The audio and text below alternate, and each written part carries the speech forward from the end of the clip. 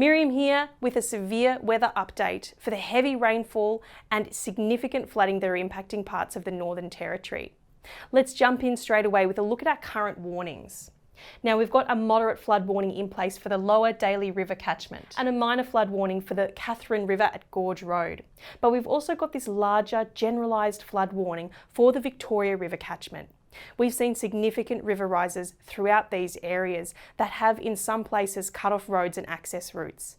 A number of communities have been evacuated or will be evacuated over the coming days as rain continues to fall. If you or anyone you know lives in these areas, we urge you to keep on top of the advice from local emergency services and keep up to date with the local forecasts and warnings as well. We do still have a severe weather warning current for heavy rainfall in the vicinity of the tropical low, which is currently sitting close to Elliott. Now, the heaviest falls are likely to the west and south of the low, and they may become locally intense with any thunderstorms that do develop.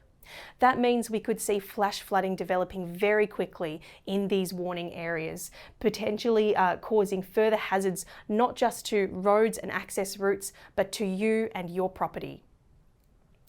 Where will this low track next? That is the big question, as the heaviest falls really are tied to that system. Well, through today it will remain rather slow moving. The heaviest falls will still wrap around the west and southern parts of this low, but it's not going to move very far from the Elliott area. Rain has eased off somewhat across the top end, with more scattered showers and thunderstorms expected over the coming days, but that risk of heavy rain now eased off.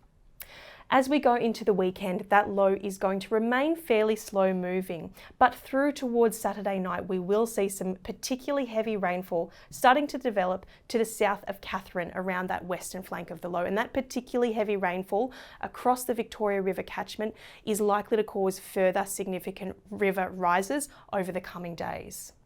As we head through Sunday, this low will start to push towards the border, bringing some of that wind and rain into northern parts of the Kimberley. We could even see the system gradually tracking towards the Fitzroy crossing, with the potential for impacts there. However, there are still a number of different possibilities about exactly where this low will track early next week. Taking a look now at the rainfall totals over the coming days, we are expecting fairly widespread falls of 50 to 150 millimetres, with higher accumulations in the 200 to 300 millimetre range to the west of that low.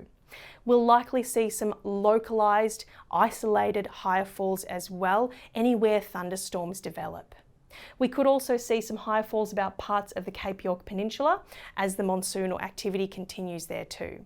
As a result, we do still have flood watches in place for large parts of the Northern Territory, including parts of the top end and northern interior, and across parts of northern Queensland as well.